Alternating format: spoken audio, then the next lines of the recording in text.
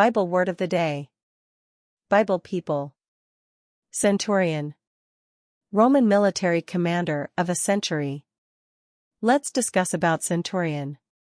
The centurion was the backbone of the Roman army. Each centurion was in charge of a group of 100 men, called a century. And there were 66 centuries in a Roman legion. The centurions were the best trained and most experienced soldiers, and their responsibilities were training, discipline, leadership in battle, as well as logistics and support, getting their men what they needed and where they needed to go. We have to remember the New Testament takes place during the time of the Roman Empire, and therefore the events of the New Testament were situated against the backdrop of Roman culture and Roman history. Therefore, it's not surprising that Roman centurions are mentioned several times in the New Testament scripture. There was the Roman centurion who, according to Jesus, had more faith than anyone in Israel. There was Cornelius the God-fearer, Gentile, who practiced Judaism, who was very generous and kind to the Jewish people.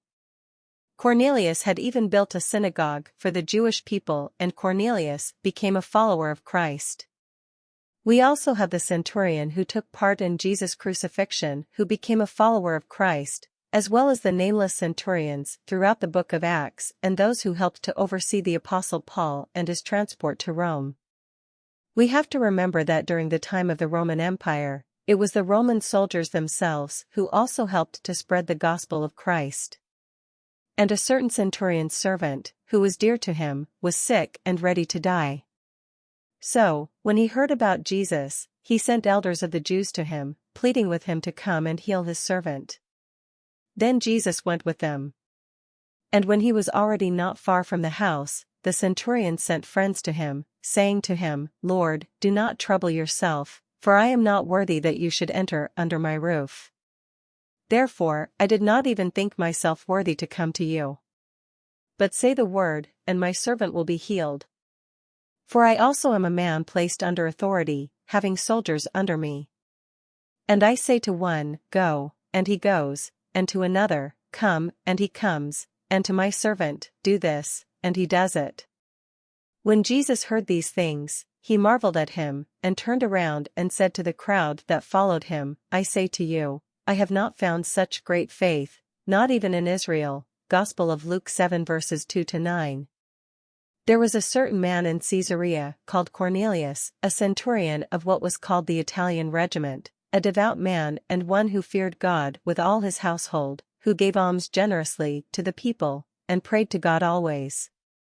About the 9th hour of the day, he saw clearly in a vision an angel of God coming in and saying to him, "Cornelius," and when he observed him, he was afraid, and said, "What is it, Lord?"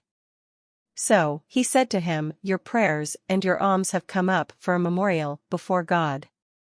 Book of Acts, 10 verses 1-4.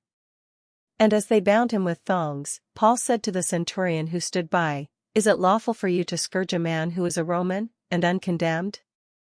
When the centurion heard that, he went and told the commander, saying, "Take care what you do, for this man is a Roman."